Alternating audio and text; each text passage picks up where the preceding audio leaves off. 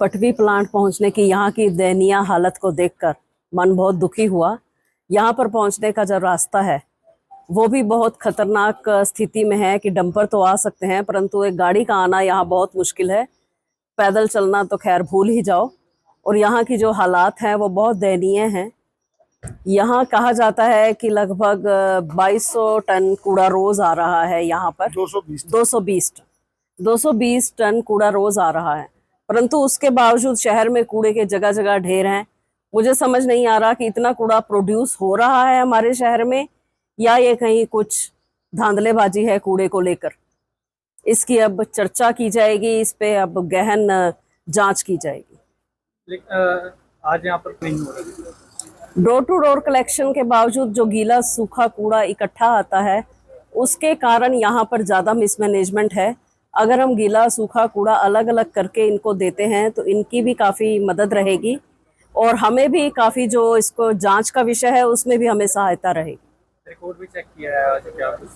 जो record check किया है इनके कैमरे और उसकी अब वहाँ ऑफिस में बैठकर जांच की जाएगी कि जो इनसे हमने स्लिप्स ले ली हैं सारी, रजिस्टर है उसकी भी फोटोकॉपी ले ली गई है। तो अब उसके बाद देखते हैं, घर बैठकर पूरा ब्यौरा लेते हैं। और यहाँ हमारे एमसी साहब हैं सचदेवा जी और सहोता जी, बाकी आपको ये बताते हैं।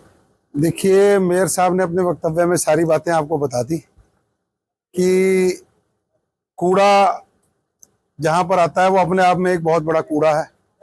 इस सारे की वास्तविक तौर पर जांच होनी चाहिए कि निश्चित तौर पर क्या अम्बाला से रोज 200 टन कचरा निकलता है, और अगर 200 टन कचरा निकलता है तो बाकी शहर में कितना रहता है।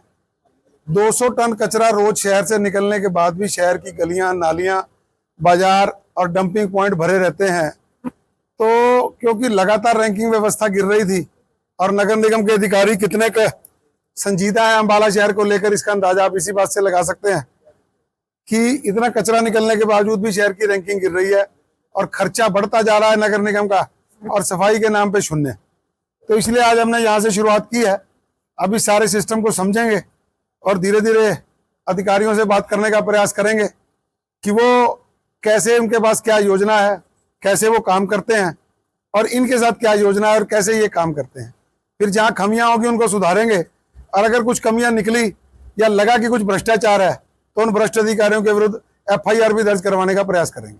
निगम के उच्च अधिकारी भी गैर हाजिर रहे हैं, सिर्फ एक यहाँ पर पहुंचे। देखिए, मैं पहले ही कह चुका हूं कि निगम के अधिकारियों की कार्यशैली अम्बाला में दयनीय है।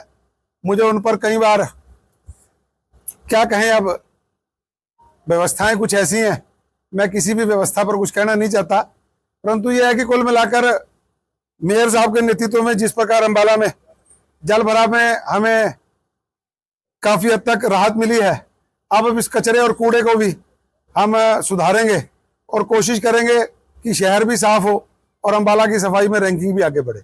गाड़ियों पे GPS